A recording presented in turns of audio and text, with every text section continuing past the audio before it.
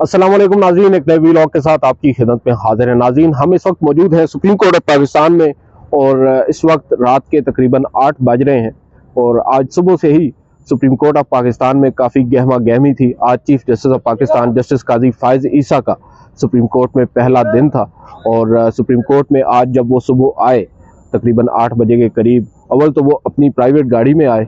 Private गाड़ी भी आप नहीं कह सकते, जो उनको एज सुप्रीम कोर्ट जज एक गाड़ी अलॉट की गई थी, उस गाड़ी में वो आए। उन्होंने जो बुलेट प्रूफ गाड़ी है वो लेने से माजरत की, जो माजी में जस्टिस उमर अता बंदयाल भी कर चुके हैं। तो खैर ये इतनी गैर मामूली बात नहीं थी। उसके बाद फिर वहाँ पर उन्होंने एक मुख्तसर खिताब किया, जो उनका इस्तकबाल किया गया और उसके बाद एक फुल कोर्ट मीटिंग हुई, जो इन इटसेल्फ आज की बहुत बड़ी खबर थी, क्योंकि 2019 के बाद आज पहली दफ़ा फुल कोर्ट मीटिंग हुई है, जहाँ पर तमाम सुप्रीम कोर्ट के जो जजेज़ हैं वो बैठे हैं और उन्होंने सर जोड़े हैं। मुख्तलिफ और अहम पहलुओं पर आज बहस हुई है। सबसे इम्पॉर्टेंट था पेंडेंसी का मामला, जो सुप्रीम कोर्ट में ज़ेरे इल्तवा मुकदमात हैं उनका मामला ज़ेरे बहस आया। उसके बाद जो बराह रास्त नशरियात हैं अदालती कार्रवाई की, उनको नशर करने के हवाले से बहस हुई और तवील बहस के बाद बिल आखिर ये फैसला किया गया कि आज की अदालती कार्रवाई को बराह रास्त नशर किया जाएगा। जो आप में से अक्सर ने आज देखी भी होगी कि सुप्रीम कोर्ट में आज क्या कुछ होता रहा।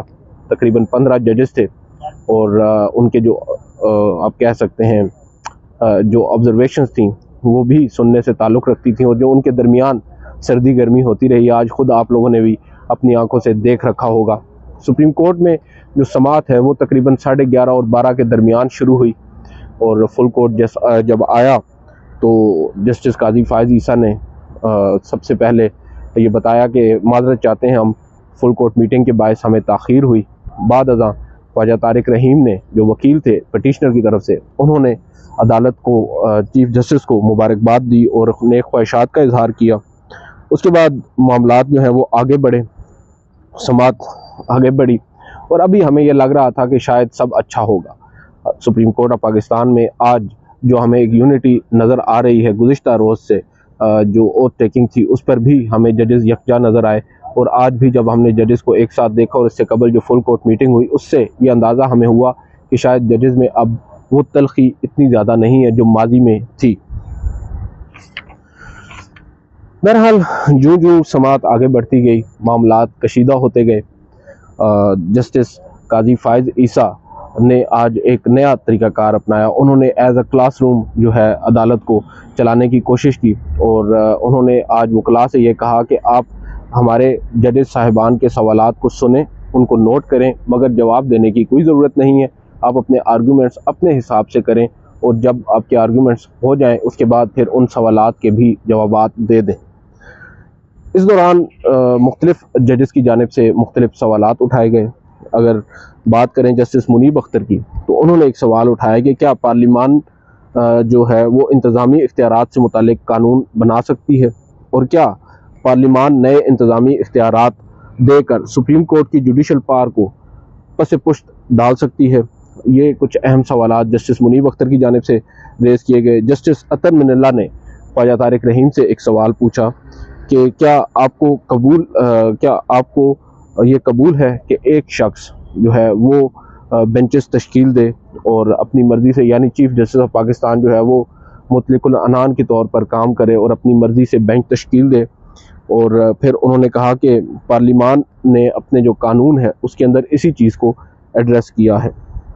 यहाँ पर जो वकील थे ख्वाजा तारिक रहीम, उन्होंने कहा कि मैं ये नहीं कह रहा, मेरा बुनियादी तौर पर मकसद ये है कि बेशक जो काम है वो ठीक हुआ है लेकिन तरीक़ाकार दुरुस्त नहीं है। काजी फायज़ ईसा साहब ने कहा कि आपके मोक्कल की ये ज़ाती दिलचस्पी थी या अवामी मफाद में आप लोग यहाँ पर आए हैं।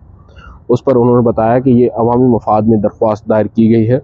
जस्टिस मुनीब अख्तर ने कहा, क्या आप नहीं समझते कि आइनी तरमीम होनी चाहिए थी इस तरह की? अगर आपने कानून साजी करनी है, सुप्रीम कोर्ट के मामलात में अगर आपने दखल अंदाजी करनी है तो आपको आइन में तरमीम करनी चाहिए थी। जस्टिस मंसूर अली शाह ने कहा, ख्वाजा साहब, मुझे ये लगता है कि आपका बुनियादी सवाल ये है कि अगर सुप्रीम कोर्ट बनाए तो ठीक, और अगर पार्लिमान ये कानून बनाए या सुप्रीम कोर्ट रूल्स को अमेंड करे तो ये गलत है। उस पर उन्होंने कहा कि पार्लियामान बना सकती है लेकिन तरमीम करनी पड़ेगी।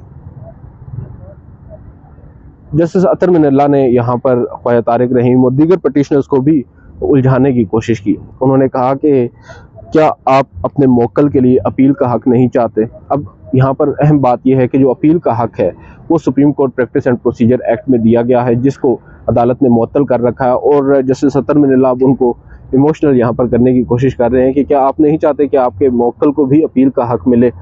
उस पर उन्होंने कहा कि एक अच्छी चीज़ अगर गैर आइनी तरीके से दी गई है तो वो भी गलत है। जस्टिस मुनीब अख्तर ने कहा कि क्या जो अदलिया की अंदरूनी आज़ादी है, ये सवाल था, ये जवाब था जस्टिस अतर मिनल्ला को। जस्टिस अतर मिनल्ला ने दौरान समाअत एक बड़ी अहम ऑब्जर्वेशन दी।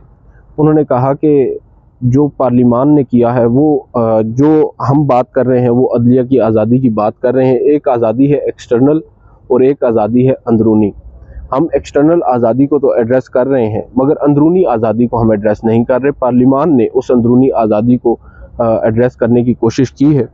उस पर उन्होंने कहा कि पार्लियामान ने जो है हमारी अंदरूनी आज़ादी को मजबूत करने की कोशिश की है इस कानून साजी के ज़रिए। तो जस्टिस मुनीब अख्तर ने कहा क्या अदलिया की अंदरूनी आज़ादी का मामला पार्लियामान के हाथ में दिया जा सकता है।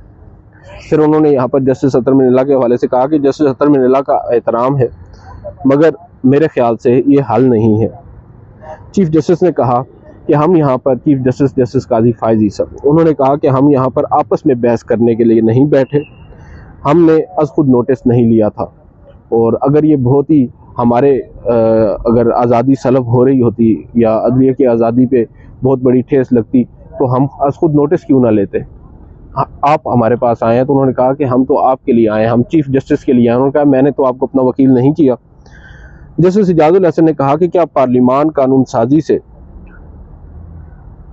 क्या पार्लियामान कानून साजी से रूल्स में तरमीम कर सकती है। ये कुछ बुनियादी सवालात हैं, अगर आप मेरे साथ दें तो, क्योंकि आज मेरा जो ट्राइपॉड है वो भी नहीं है, मैं हैंडी कर रहा हूँ और जो ऑब्जर्वेशंस हैं वो बड़ी ही इम्पोर्टेंट आज आई हैं। और चलें ऑब्जर्वेशंस के ऊपर मैं आपके साथ एक नेक्स्ट वीडियो में करूँगा, तमाम तर तफसीलात से आपको आगाह करूँगा। इस वीडियो में आपको बताते हैं मंजरनामा। जस्टिस काजी फायज़ ईसा बतौर चीफ जस्टिस उनके लिए आज सबसे बड़ा चैलेंज था फुल कोर्ट तश्कील देना, जो उन्होंने तश्कील दिया और हम उस पर उनकी तारीफ़ भी करते हैं। मगर बज़ाहिर नज़र ये आया कि उन्होंने आज जो काम करने का सोचा था या जो उनका इरादा था वो पूरा नहीं हो सका। वो जो करना चाह रहे थे एक तो वो हासिल नहीं कर सके। बुनियादी तौर पर आज वो उस कानून को बेसिकली बरकरार रखना चाह रहे थे मगर जो वकला हैं उनके जो आर्ग्यूमेंट्स हैं वो इतने लेंथ हुए और उसकी बुनियादी रीज़न मेरे ख्याल से और मेरी ये नाकिस अंडरस्टैंडिंग है, with all due respect to the chief justice of Pakistan, उनकी अपनी ही कुछ कोताहियाँ हैं। आज की समाअत के दौरान जो गैर ज़रूरी तौर पर उन्होंने रखने डाले हैं वकला को बात करते हुए उन्होंने रोका है बार बार। और सबसे अहम बात आज उन्होंने जो शुरू में मैंने आपको बताई कि आज उन्होंने गैर मामूली तौर पर वकला से कहा कि आप सवालात सुने ज़रूर मगर उनके जवाबात ना दें, बाद में जवाब दीजिएगा। और जब खुद सवाल करते थे तो फौरी तौर पर जवाब भी तलब करते थे। तो ये हमें गैर मामूली लगा। अगर एक रूल उन्होंने दीगर जजेस के लिए बनाया है तो ख़ुद पर भी उस रूल को अप्लाई कर देते तो ज़्यादा मुनासिब होता। मगर जस्टिस काजी फायज़ ईसा बीइंग काजी फायज़ ईसा साहब उन्होंने ऐसा नहीं किया और यही वजह बनी कि उनकी और जो वकील हैं इम्तियाज़ सिद्दीकी साहब, एक मौके पर उनके दरमियान काफ़ी ज़्यादा तकरार भी हुई। जब बात हो रही थी रूल्स की, सुप्रीम कोर्ट रूल्स और पार्लिमानी रूल्स, तो जो वकील हैं उन्होंने सिर्फ अपने आर्गूमेंट को बिल्ड करने के लिए पार्लिमानी रूल्स की बात की। तो चीफ जस्टिस ने उनको रोका, एक दफ़ा नहीं बल्कि 2-3 दफ़ा रोका। उस पर जो वकील थे इम्तियाज़ सिद्दीकी वो काफ़ी गुस्से में नज़र आए। उन्होंने कहा कि आप मुझे अगर बार बार इंटरप्ट करेंगे तो मैं कैसे अपने आर्गूमेंट्स दूंगा। आप मुझे रिडिक्यूल कर रहे हैं, आप मेरी तज़हीक कर रहे हैं, मैं आपको ये करने नहीं दूंगा। और अगर आपने यही कुछ करना है तो फिर मैं आर्गूमेंट नहीं करता। जस्टिस काजी फायज़ ईसा को कुछ अंदाज़ा हुआ और वो थोड़े से पीछे हटे, मगर फिर भी जो अपनी उनकी एक आप कह सकते हैं कि हस्बे आदत वो बार बार सवालात करते रहे। मगर हमने ये देखा कि कम से कम इम्तियाज़ सिद्दीकी साहब के बारी जस्टिस काजी फायज़ ईसा ने ख़ुद को थोड़ा सा पीछे रख लिया और वो उन पर मज़ीद जो आप कह सकते हैं सवालात से वो गुरेज करते नज़र आए। इसके अलावा जो दीगर जजेस हैं, जस्टिस जमाल खान मंदोखेल, वो भी आज हमें सवाल करते नज़र आए। जस्टिस मुसरत हलाली ने आज जब सवालात उठाए तो एक दफ़ा सब हैरान रह गए, क्योंकि उनके बारे में तवक्को ये की जा रही थी कि शायद वो जस्टिस काजी फ़ाइज़ ईसा के स्कूल ऑफ थॉट को बेसिकली वो करती हैं, अडॉप्ट करती हैं, मगर आज उनके जो सवालात थे वो उसके बरअक्स हमें नज़र आए और वो जस्टिस मुनीब अख्तर और जस्टिस इजाजुल हसन से ज़्यादा हमें कन्विंस होती नज़र आ रही थी। बहरहाल ये तो अब अदालत जब अपनी फ़ैसला करेगी तो अंदाज़ा होगा। कुछ सवालात होते हैं और हम उन सवालात और उन अदालती ऑब्जर्वेशंस की बेस पर अजम्पशंस कर लेते हैं। अगर बात करें जस्टिस मोहम्मद अली मज़हर की, तो वो ऑन द अदर हैंड वो जस्टिस काजी फ़ाइज़ ईसा और उनके साथ बैठे जस्टिस मंसूर अली शाह, उनके जो नरेटिव है या उनका जो मतम नज़र है उससे इत्तेफाक करते नज़र आए। Justice Mazahir Ali Akbar Naqvi as usual वो पहले तो खामोश रहे, तकरीबन 2 घंटे तक जस्टिस मज़ाहिर अली अकबर नकवी खामोश रहे, बल्कि उनके साथ जस्टिस याह्या अफरीदी बैठे थे और हम देख रहे थे कि जब जस्टिस मुनीब अख्तर, जस्टिस अतर मिनल्ला, जस्टिस मंसूर अली शाह, जस्टिस इजाजुल हसन के दरमियान दिलचस्प जुमलों का तबादला हो रहा था, बीच बीच में जस्टिस काजी फ़ाइज़ ईसा भी अपना हिस्सा डाल रहे थे, तो उस वक्त हम तो महसूस हो ही रहे थे बतौर सहाफ़ी, हम देख रहे थे और हैरान हो रहे थे कि किस तरह आला अदलिया के जजेस जो हैं वो आपस में एक दूसरे के जो सवालात हैं वकला के लिए उनके जवाबात खुद दे रहे हैं और वकील को तो बोलने का मौका नहीं मिल रहा। इस दौरान हमने देखा कि जस्टिस याह्या अफरीदी और जस्टिस मज़ाहिर अली अकबर नकवी जो एक साथ बैठे थे, वो दोनों कहके भी लगा रहे थे, मुस्कुरा भी रहे थे और बज़ाहिर महजूज हो रहे थे उस वक्त की अदालती सूरत हाल से। और दूसरी जानिब जो चीफ जस्टिस की बाईं जानिब बैठे जजेस हैं, उनमें वाहिद एक जस्टिस हसन अज़हर रिज़वी थे, जिन्होंने आज कोई एक भी सवाल नहीं किया, कोई ऑब्जर्वेशन नहीं दी, जबकि दीगर जितने भी लोग हैं उन्होंने आज कम से कम 1-2 ऑब्जर्वेशन तो दी हैं, जिनमें जस्टिस अमीनुद्दीन ख़ान हैं, वो वैसे ही खामोश तबा शख्सियत के हामिल हैं, लेकिन वो भी ऑब्जर्वेशन देते रहे। जस्टिस शाहिद वहीद भी, इवन जस्टिस मज़ाहिर अली अकबर नकवी भी आखिर में काफ़ी उन्होंने अपनी ऑब्जर्वेशंस दी हैं। जस्टिस याह्या अफरीदी की जानिब से कुछ पर्टिनेंट सवालात उठाए गए हैं और दीगर जजेस भी बात करते रहे। जस्टिस सरदार तारिक मसूद की जानिब से एक मौके पर यह सवाल उठाया गया कि जो कानून है लेट से ये बरकरार रहता है, तो फिर जो इस दौरान इस कानून को मुअत्तल करने के बाद, यानी supreme court practice and procedure act को मुअत्तल करने के बाद जो सुप्रीम कोर्ट ने फैसले दिए हैं, उनका मुस्तकबिल क्या होगा? ये बड़ा अहम सवाल था और इससे अंदाज़ा भी होता है कि अब जो फैसले हो चुके हैं उनका मुस्तकबिल क्या होगा। तो जो अटॉर्नी जनरल फॉर पाकिस्तान थे मंसूर उस्मान अवान, उन्होंने अदालत को बताया कि वो पास्ट एंड क्लोज ट्रांजेक्शन है, यानी जो फैसले हो चुके हैं उन पर अब इस नए अदालती फ़ैसले का इतलाक़ नहीं बनता। उस पर जब उन्होंने पास्ट एंड क्लोज की बात की तो जस्टिस सरदार तारिक मसूद ने मुस्कुराते हुए कहा कि इतने भी पास्ट के फ़ैसले नहीं हैं, हवाला वो गालिबन जो नैब तरमीम केस है उसका दे रहे थे।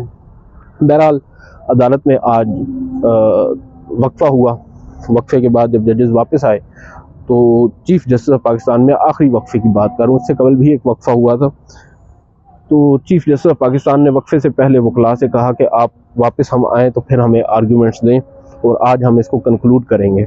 बहरहाल आपस में मुशावरत हुई, 15 मिनट का वक्फा तकरीबन 45 से 50 मिनट तक पहुँच गया और वक्फे के बाद जस्टिस काजी फ़ाइज़ ईसा ने एक मरतबा फिर माजरत की और देर से आने पर, और साथ ही उन्होंने कहा कि आपको कितना वक्त चाहिए। ख्वाजा तारिक रहीम ने कहा कि मुझे कम से कम इन सवालात के जवाबात देने के लिए 2 दिन का वक्त चाहिए।